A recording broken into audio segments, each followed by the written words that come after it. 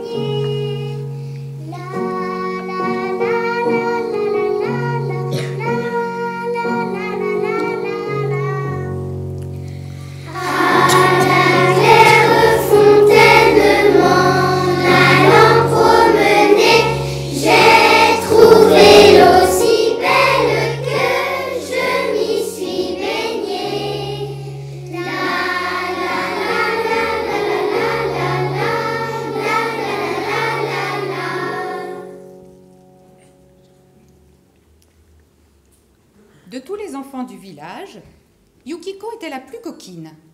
Et l'on disait la patience de son père, maître Muraki, aussi usée qu'un kimono vieux de 1000 ans. Maître Muraki possédait une auberge célèbre. De partout, on venait goûter ses spécialités et se baigner dans la source chaude de son jardin. Cette source avait autant de succès que ses délicieux petits plats. Car le Kami de la Lune, le démon qui vit sur cette planète, adorait s'y plonger. Il le faisait chaque nuit. Sa lumière argentée glissait dans l'eau, illuminait l'auberge, et grâce à sa protection, l'eau de la source guérissait tous les maux. Ainsi, quand on avait mal au dos, un bon bain suffisait pour retrouver la souplesse d'un singe. Yukiko était connue, elle aussi. Connue pour ses bêtises.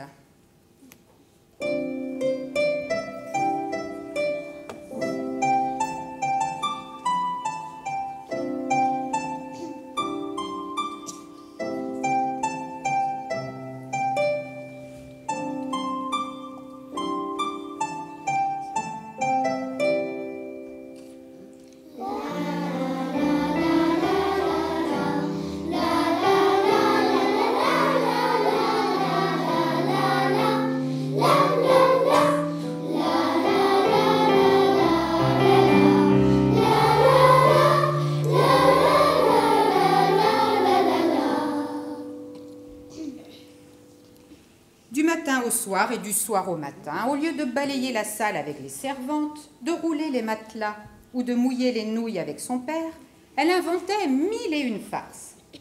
Elle cachait des sauterelles dans les serviettes, bombardait de riz les clients avec sa sarbacane, coupait les moustaches du chat pour les jeter dans la soupe. Si un client avalait son chabou-chabou de travers, on pouvait être sûr qu'il y avait du Yukiko là-dessous. Son rire résonnait derrière les paravents, aussi joyeux qu'une clochette, et beaucoup plus moqueur. Maître Muraki avait beau la gronder, rien à faire. Yukiko ne pouvait se tenir tranquille, pas plus qu'elle ne voulait se rendre utile.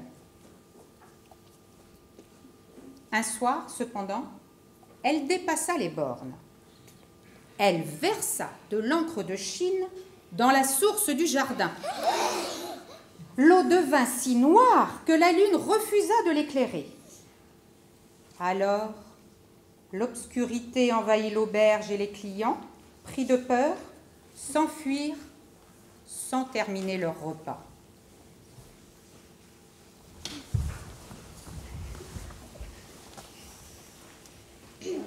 « Yukiko, qu'as-tu fait pour mon malheur ?» s'écria maître Muraki.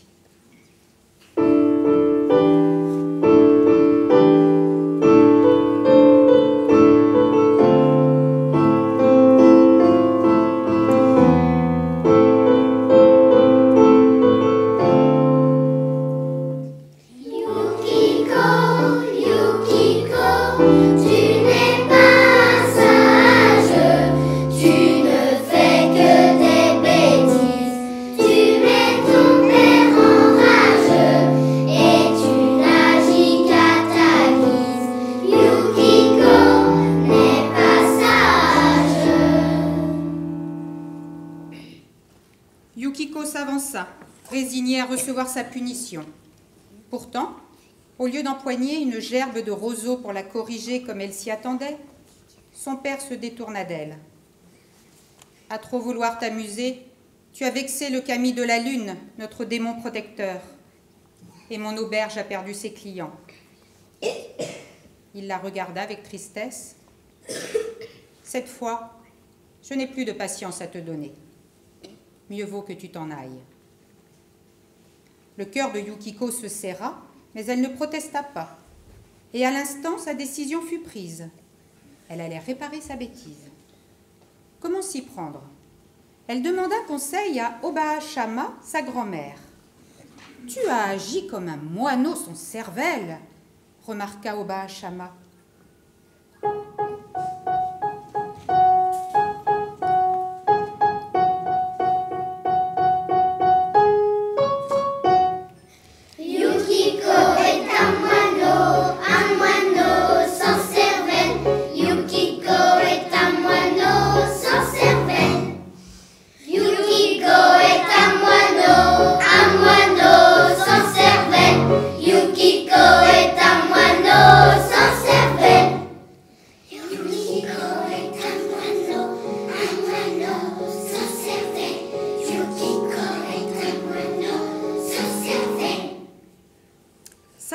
Yukiko le savait déjà.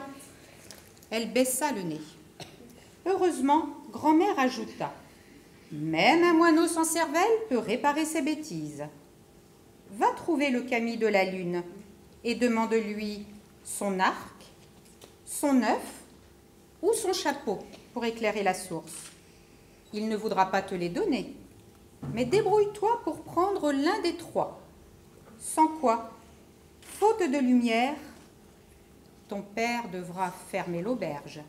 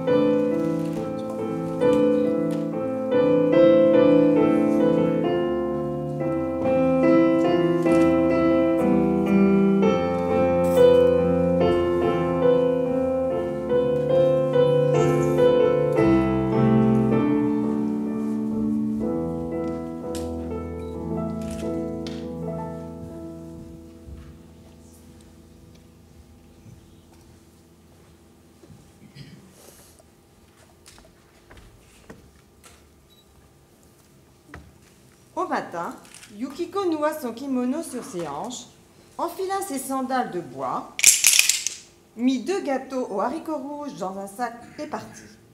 Grand-mère lui avait indiqué le chemin menant à la montagne la plus haute. Du sommet de cette montagne, on pouvait cueillir la lune juste en levant le bras et parler au kami sans hausser la voix.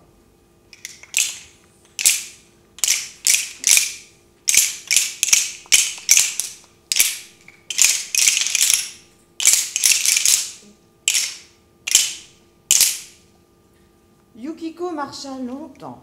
Les gâteaux haricots rouges furent vite avalés. Elle se sentait seule et affamée.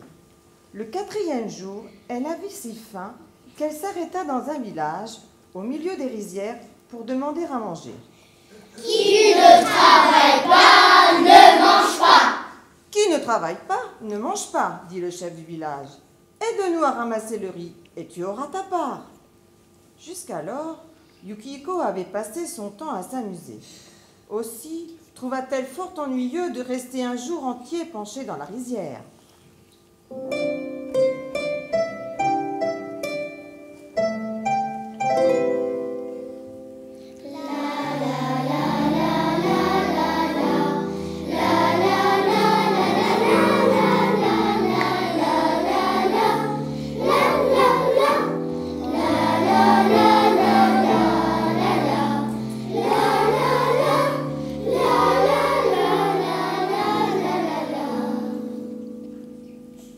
L'envie de faire un croche-pied à sa voisine ou des chatouilles à ceux qui portaient un gros panier de riz en équilibre sur la tête la démangea. Mais elle se retint. Pas de sottise pour le moment. Elle s'appliqua tant et si bien que le soir venu, on lui offrit des boulettes de riz et une place près du feu. Yukiko mangea de bon appétit.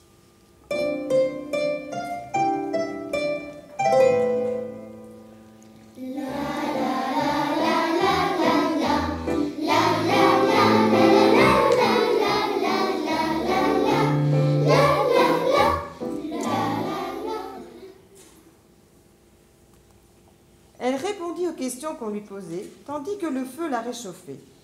Quand elle eut raconté son histoire, le chef du village déclara « Le kami de la lune est un malin.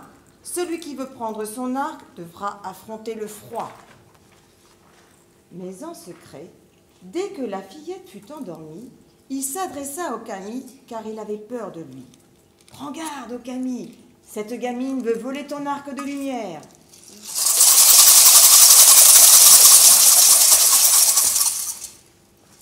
Au matin, sans se douter de rien, Yukiko salua ses compagnons d'un jour, pieds joints, mains sur les cuisses. Puis, discrètement, elle glissa dans ses manches des pierres brûlantes, chauffées par le feu, et se remit en route.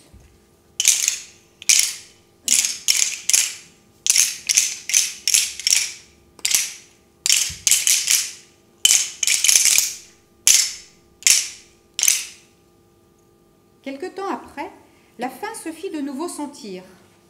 Dans le village des pêcheurs où elle s'arrêta, même réponse lui fut faite. Qui ne travaille pas ne mange pas. Qui ne travaille pas ne mange pas. Quoi de plus naturel? Après avoir nettoyé une barque, elle tria le poisson et raccommoda des filets en chassant les idées de farce qui lui venaient à l'esprit.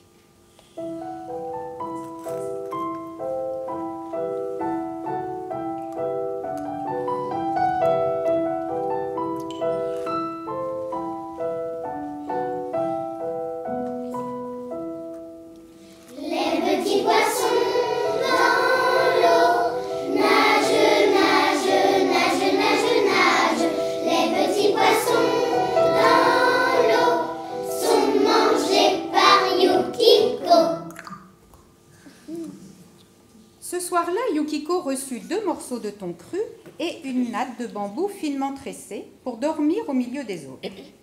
Le chef des pêcheurs connaissait le kami de la lune.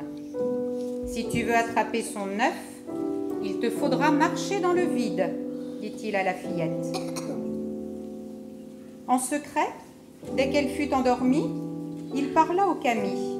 « Attention, démon de la lune, cette petite vient te voler ton œuf de lumière. »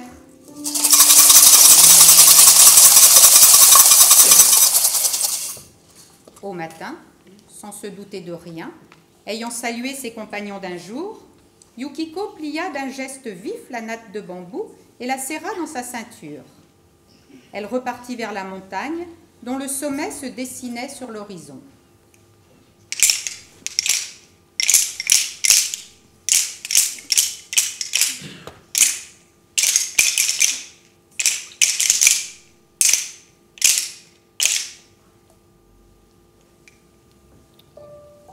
Quand la montagne fut si proche qu'elle pouvait la toucher du bout des sandales, Yukiko sentit de nouveau la faim pincer son estomac.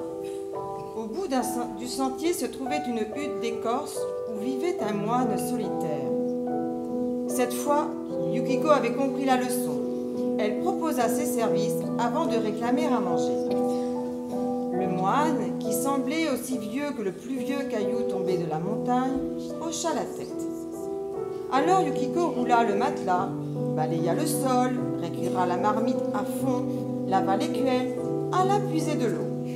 Elle prépara une soupe et des pâtés de soja, comme elle avait si souvent vu son père en cuisiner, ajoutant quelques épices suivant son idée. Elle chantonnait joyeuse. Cuisiner, c'était aussi amusant que de faire des blagues, et ça demandait autant d'imagination.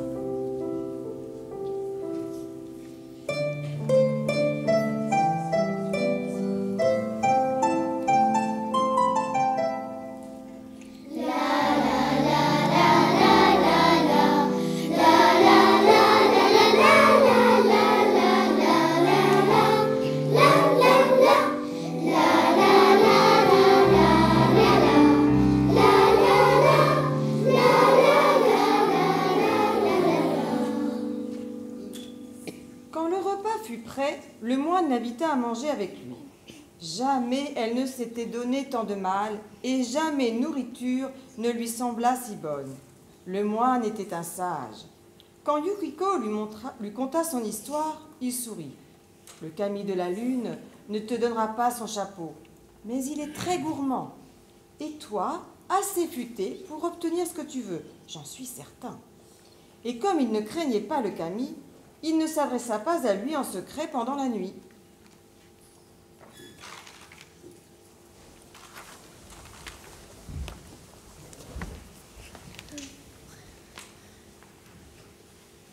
S'étant reposée, Yukiko glissa le reste des pâtés de soja dans son sac et entreprit de gravir la montagne.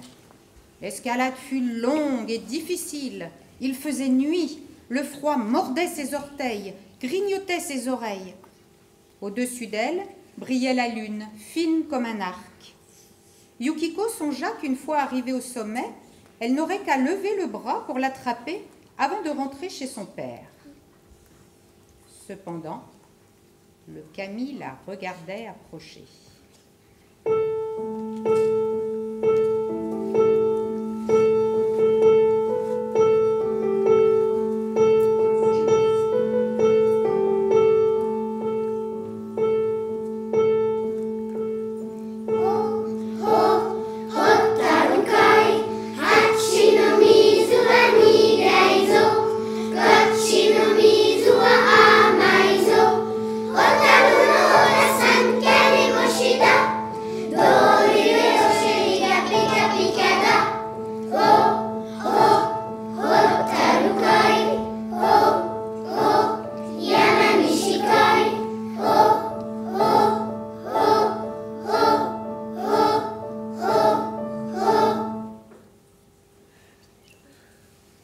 Tiens, voici la gamine qui veut me voler mon arc. Neige, ordonna-t-il, empêche-la de grimper le temps que je cache cet arc.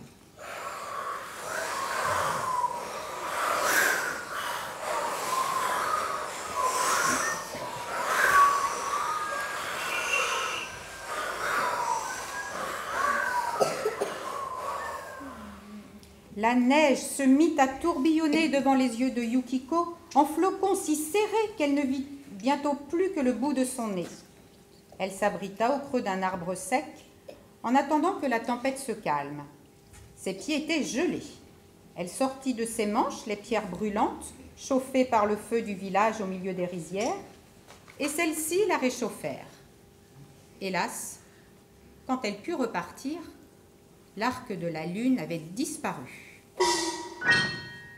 La nuit suivante, la lune avait grossi.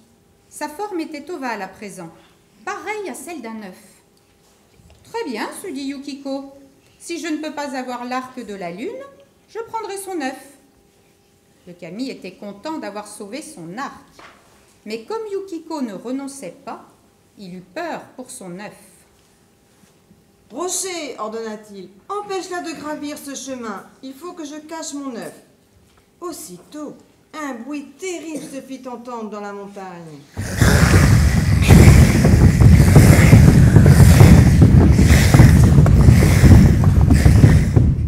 La roche se fendit sous les pieds de la fillette. Elle n'eut que le temps de bondir en arrière. Un peu plus, et elle tombait dans un gouffre. Sans hésiter, elle prit la natte du village des pêcheurs enroulée dans sa ceinture, la jeta sur le vide et marcha tranquillement dessus. C'est ainsi qu'elle traversa le précipice. Quand elle arriva de l'autre côté,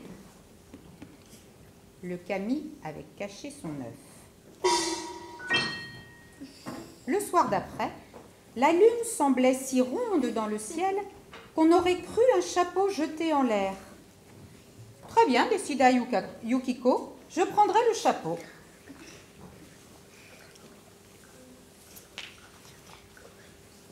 Quelle entêtée cette petite, rouspéta le kami de la lune en la voyant poursuivre son chemin.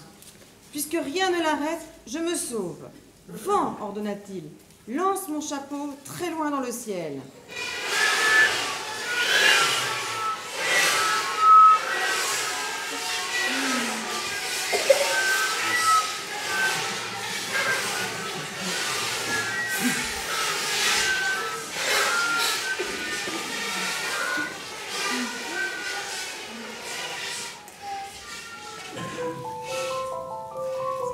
Le vent souffla de toutes ses forces et le chapeau de la lune s'envola bien haut.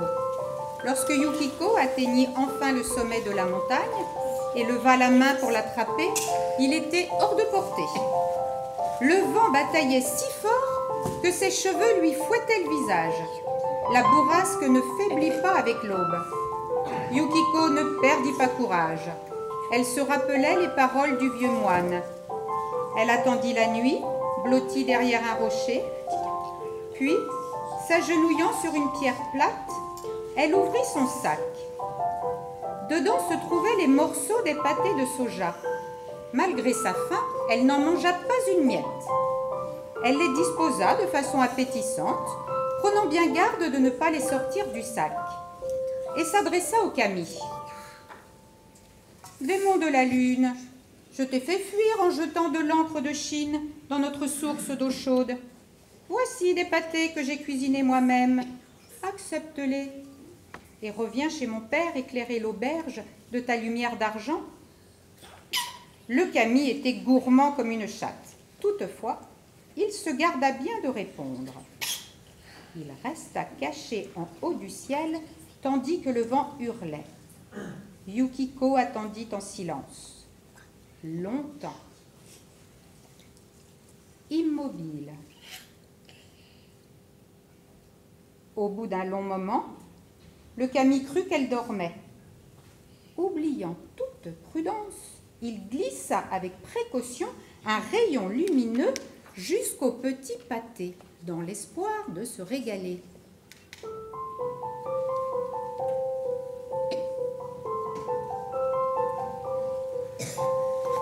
À peine le rayon fut-il entré dans le sac que Yukiko bondit, le referma prestement et en noua les liens. Le rayon de lune se retrouvait prisonnier, enfermé dans le sac. Il se débattit de toutes ses forces, mais impossible de s'évader. « Mange les pâtés, tiens-toi tranquille, dit Yukiko en riant. Nous serons bientôt arrivés. » En effet, le vent soufflait si fort qu'il la porta jusqu'à l'auberge de son père.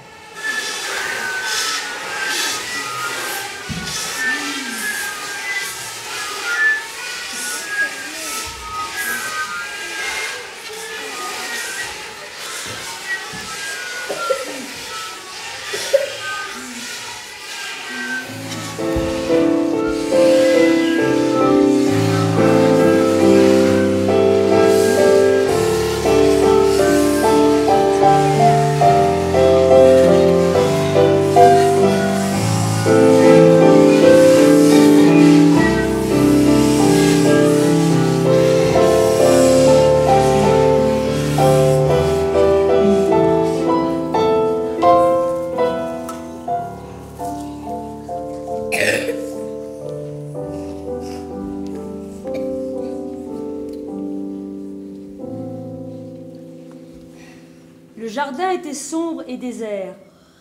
Yukiko posa son sac, retroussa ses manches. Pour commencer, elle nettoya la source.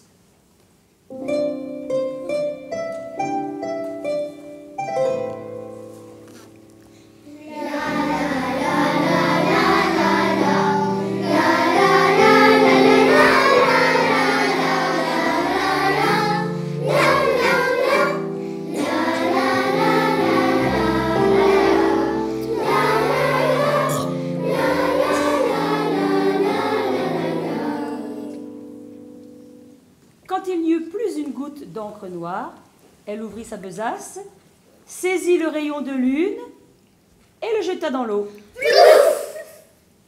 Une lueur timide frétilla sous l'écume.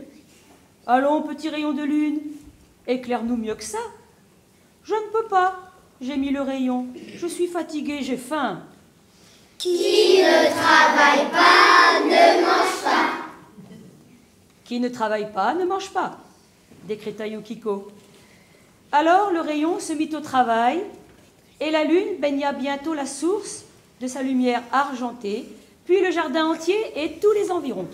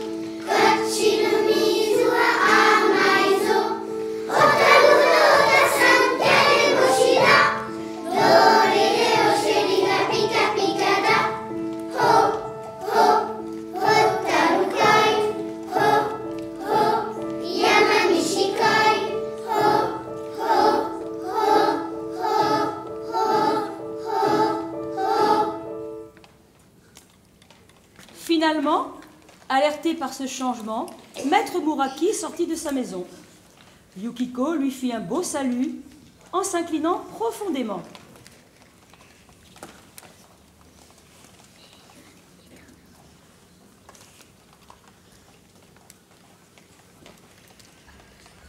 Père, tout est arrangé.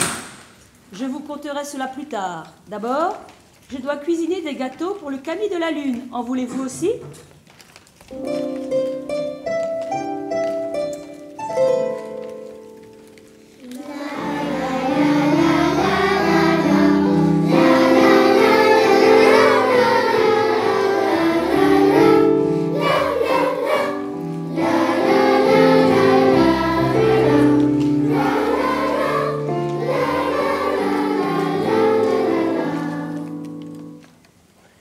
Voilà comment Yukiko répara sa bêtise. La source retrouva sa lumière et l'auberge ses clients. Aujourd'hui, Yukiko est une cuisinière aussi célèbre que son père. De partout, on vient goûter sa cuisine. Pourtant, nul n'a jamais pu l'empêcher de mijoter quelques blagues. Ainsi, ces fameux gâteaux fourrés, les farcis farceurs, ne sont jamais parfumés de la même façon. Un jour au thé vert, le lendemain aux haricots rouges et parfois la fleur de poivre. Mais comme dit grand-mère Oba Shama, Même un moineau sans cervelle peut agréablement pimenter la vie.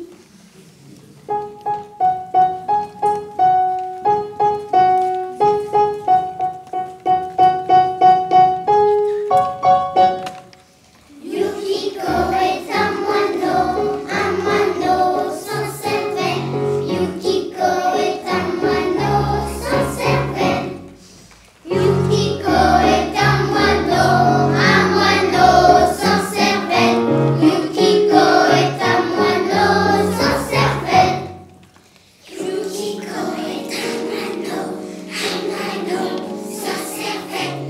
Yukiko.